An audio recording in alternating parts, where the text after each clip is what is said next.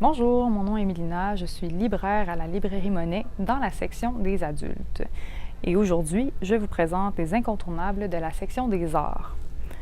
Première découverte, le livre noir de la mode, création, production, manipulation.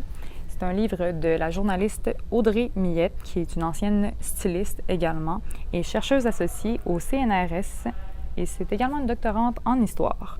Donc, elle a fait une espèce de petite enquête sous forme d'essai sur l'industrie de la mode pour parler des enjeux socio-économiques qui y sont rattachés.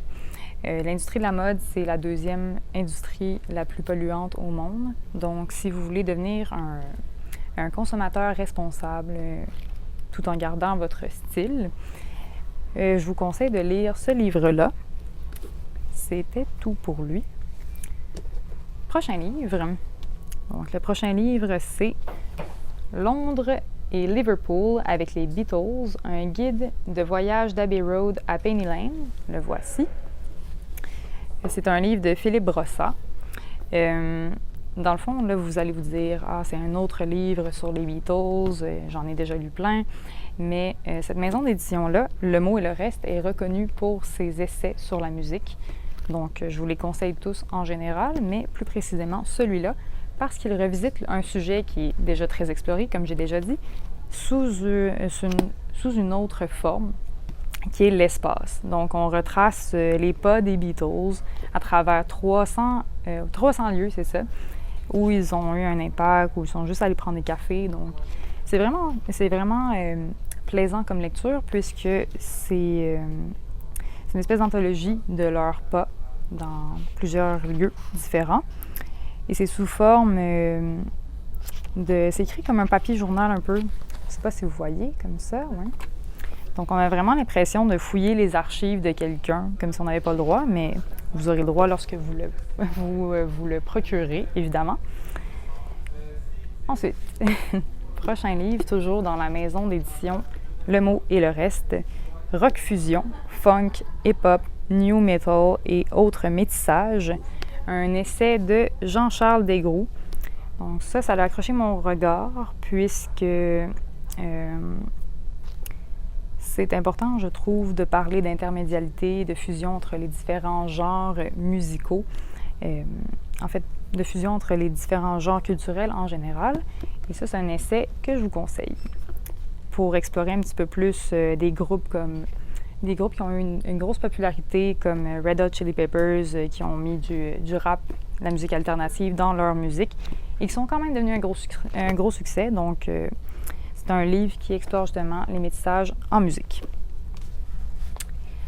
Les 3 prochains livres que je vais vous présenter sont tous écrits dans une perspective féministe et sous forme d'anthologie, un peu. Le premier, Femme peintre, combat de 1780 à 1830, naissance d'un combat en fait.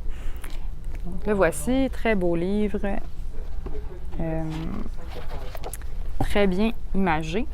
Ça recense un peu le parcours des femmes peintres à la fin du 18e siècle, et au début du 19e siècle.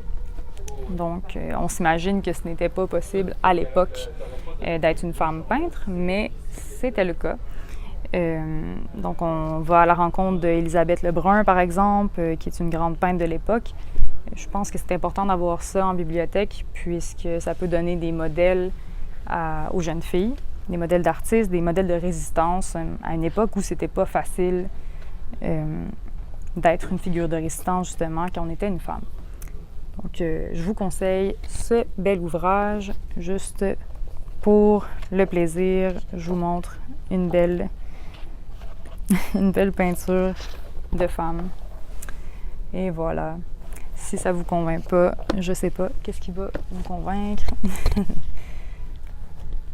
Prochain livre, Diva, Dum Kaltum excusez-moi, je me suis dit, Dum Kaltum à Dalida. Donc, ça aussi, c'est une anthologie, mais de vedettes dans le domaine de la musique et du cinéma arabe.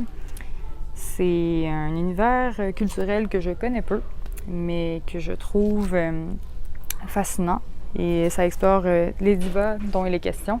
Ils sont toutes des divas de 1920 à 1970. Ça peut donner aussi, il y a une grosse, excusez-moi, il y a une importante remise en question de la représentativité en ce moment dans les médias québécois. Donc, se procurer un livre comme ça pour mettre dans sa bibliothèque, ça en dit beaucoup. C'est faire un pas vers justement une ouverture à plus de diversité dans nos modèles. Puis ça pourrait aider justement certaines étudiantes à trouver un modèle de représentativité de leur communauté de succès aussi, parce que ça analyse aussi sous forme d'essais politiques sur ces personnalités-là, dont Dalida, qui est très reconnue, même dans le monde occidental. Finalement, mon préféré, personnellement, c'est cette petite anthologie-là de Véronique Lebris, qui recense 100 grands films de réalisatrices. Le sous-titre « De la fée aux choux à Wonder Woman, quand les femmes s'emparent du cinéma ». Donc ça ici, c'est vraiment un livre qui est génial, puisqu'il il réécrit l'histoire d'un point de vue féminin. Une des premières réalisatrices à faire des films, en fait la première personne à avoir fait un film de fiction était une femme, puis on ne le sait pas souvent. C'était le film La fée aux choux de Alice Guy. Donc voilà, je ne sais pas si on voit bien. Mais c'est ça, ça redonne du pouvoir aux femmes de leur attribuer une voix, puis de toutes les remettre ensemble dans un seul ouvrage. C'est un grand geste féministe.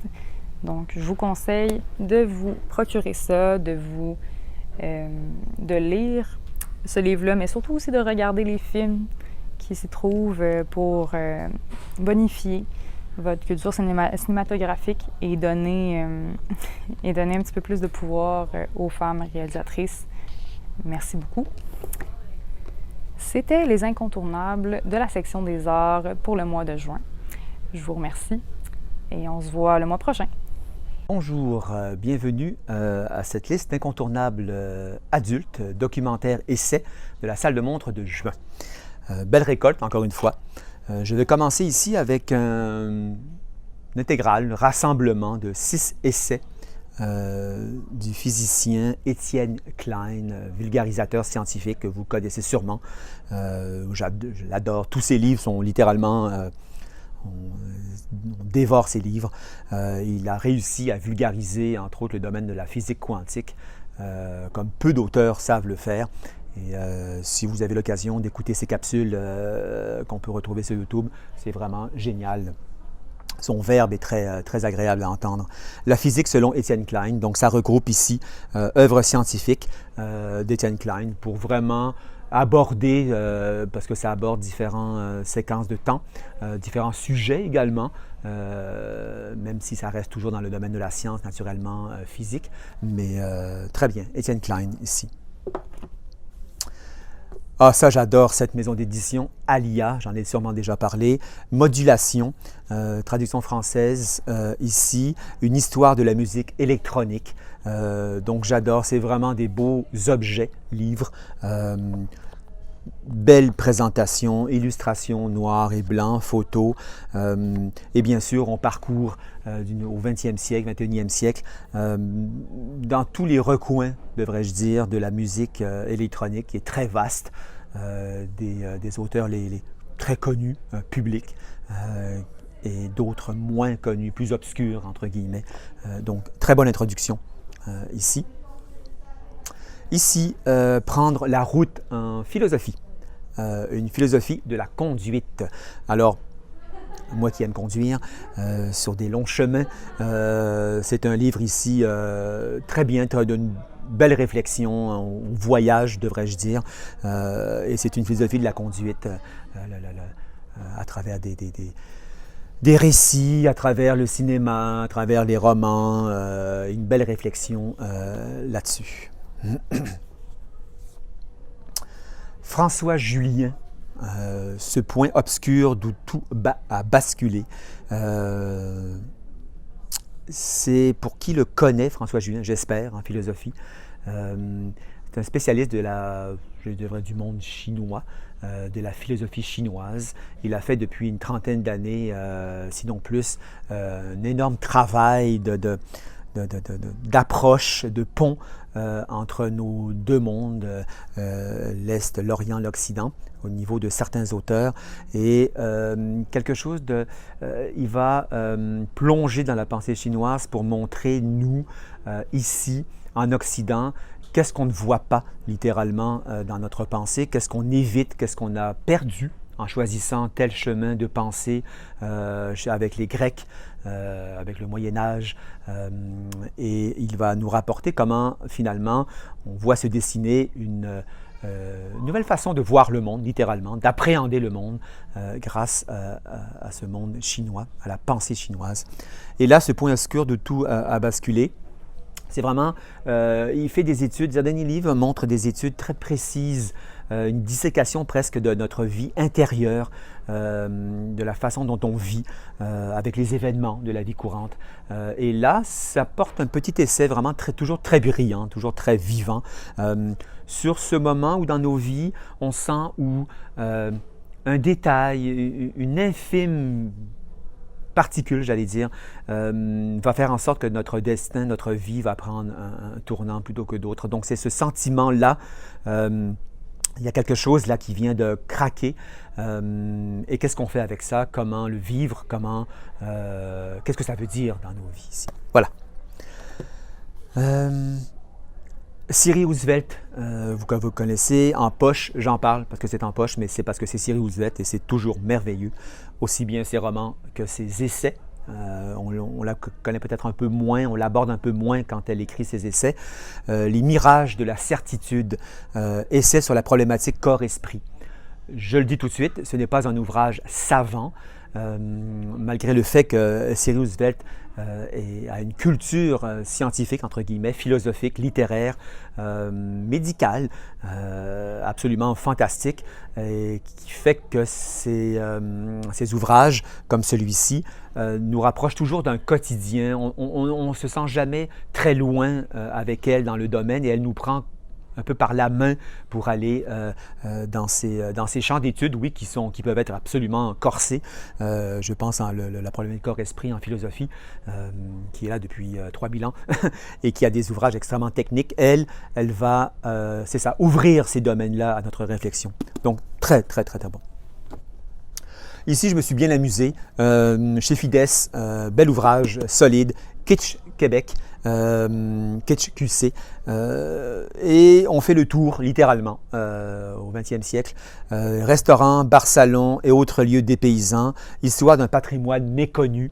Alors, c'est les gens d'un certain âge vont pouvoir se retrouver.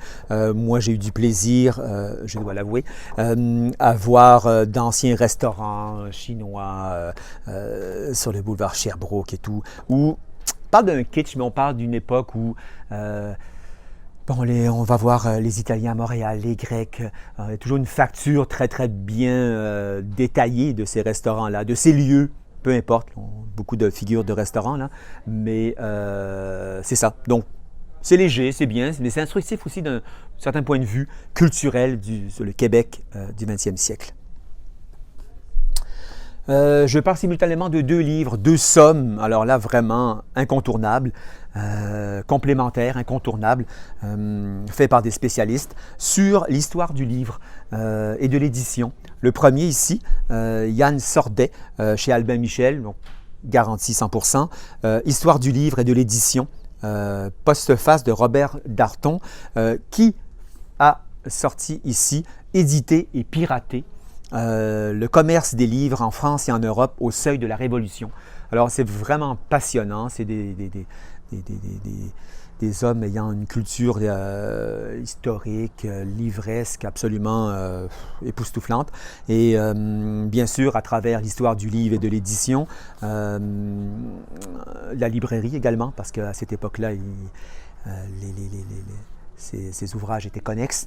On rentre également dans un monde, cette période-là, riche, culturelle, de tension. Le livre, on voit comment ça a été toujours comme un espèce de générateur de tension, mais de culturel au premier plan des politiques, de l'économie et bien sûr de la culture. Donc, je vous recommande ça, ces 2 livres ici.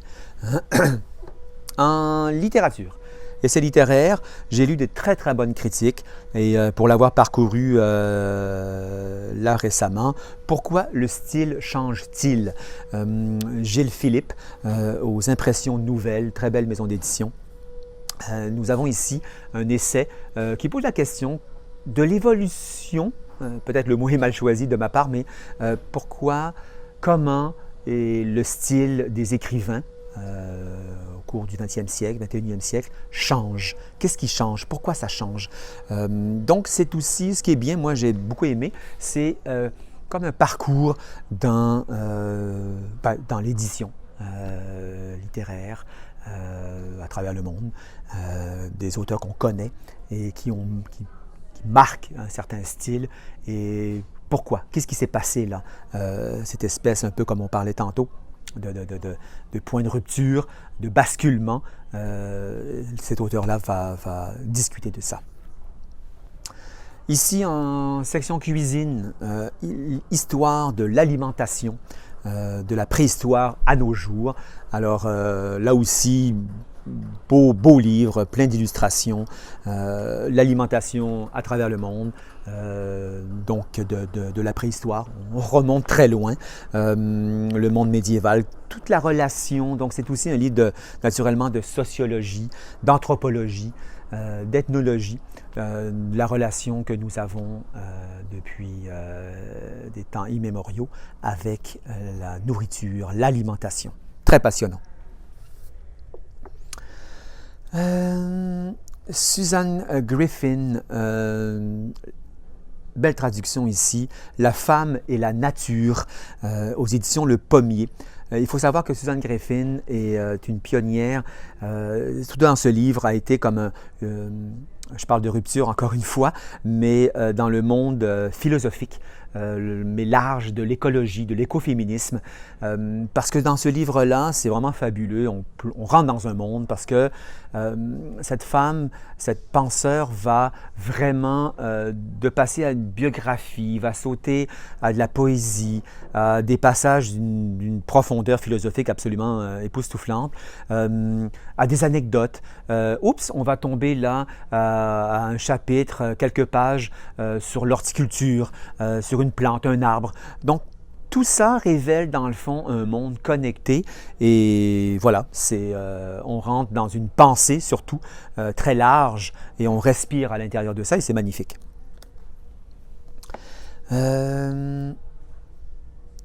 Là aussi, la découverte, c'est un bel essai. Toujours, j'allais dire, je dirais pas l'air du temps, j'aime pas tellement cette expression, mais sur une réflexion sur l'écologie mondiale, notre rapport à la nature, mais également, c'est ça, à tout ce commerce, ce nouveau commerce, entre guillemets, la croissance verte contre la nature, critique de l'écologie marchande. Donc, c'est un autre, j'aime bien les points de vue toujours critiques, donc qui vont peut-être à l'encontre justement de cette ère du temps, de l'écologie, comment cette éclosion peut, dans le fond, rentrer en conflit ici. Très beau livre, très, très touchant. Tanya Talaga, renouer avec la terre et tout ce qui nous unit pour trouver notre voie.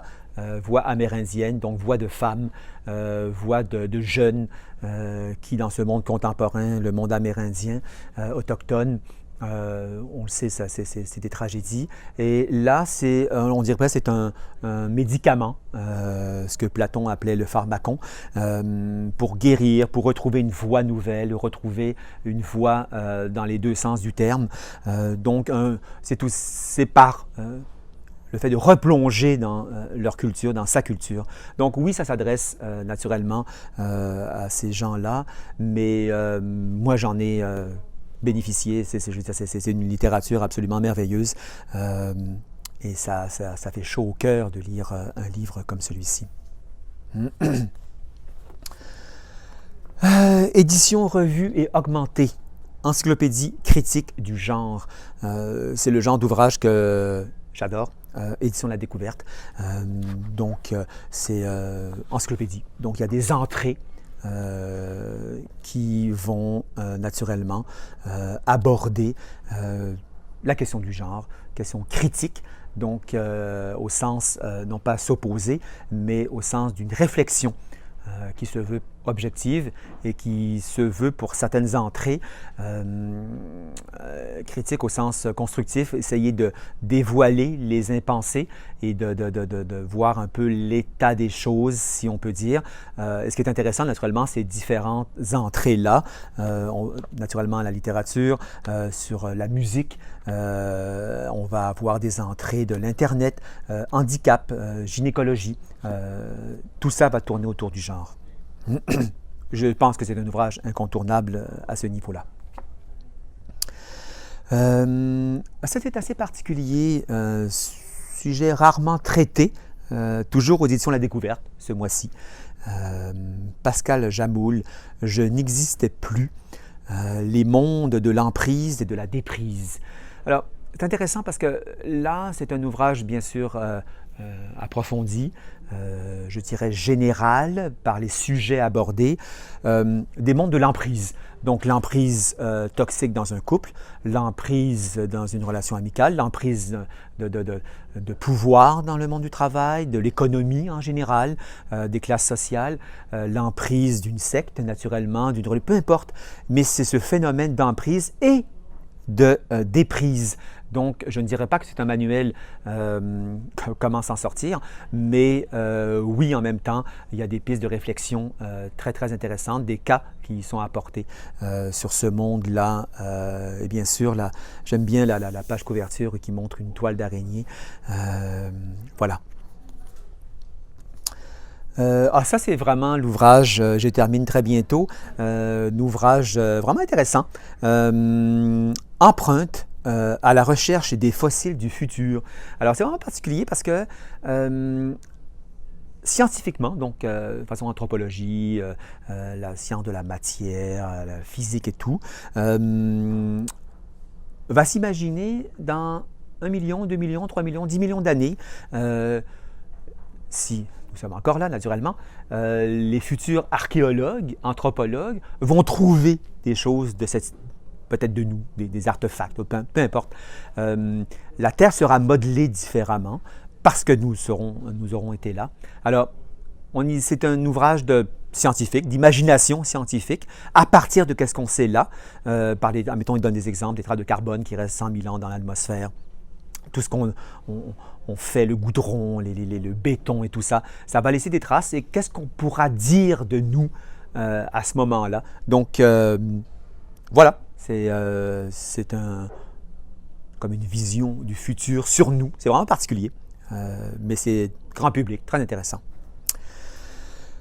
Je termine ici presque avec Rachel Carson, que vous connaissez sûrement, Le sens de la merveille. Il faut savoir que Rachel Carson était une pionnière dans tout l'abord de la nature, notre rapport à la nature, aux animaux, au monde vivant. C'est ce qu'on appelle, ce que moi j'appelle des défricheuses, défricheurs, et on les retrouve par leurs écrits, donc ça ressort. Rachel Carson, vous connaissez sûrement, on a eu des ouvrages depuis quelques années, là, des nouvelles éditions, nouvelles traductions, parfois inédites, comme « Ah, on redécouvre cette personne-là », et on se rend compte comment, il y a 50 ans, 60, 70 ans, on pensait, voyez-vous, je prends l'exemple ici de Rachel Carson, née en 1907, morte en 64. Donc on s'entend là, c'est une pensée qui existait depuis longtemps et qui, dans le fond, creuse et reprend les fondements d'une pensée d'aujourd'hui. Et je finis ici par quelque chose d'assez troublant. Paul B. Preciado, philosophe, texto junkie, sexe, drogue et biopolitique. Si vous lisez un peu les critiques sorties récemment, ces interventions publiques, surtout au sein de d'association psychanalytique. Très troublant parce que lui-même, sur lui, il a expérimenté non seulement des drogues, mais cette transformation de genre. Et c'est quasiment un journal de bord, naturellement une réflexion absolument inédite sur cette transformation, pas seulement sexuelle, mais mentale. Qu'est-ce que ça entraîne tout ça dans ce monde politique, donc social, économique et intérieur.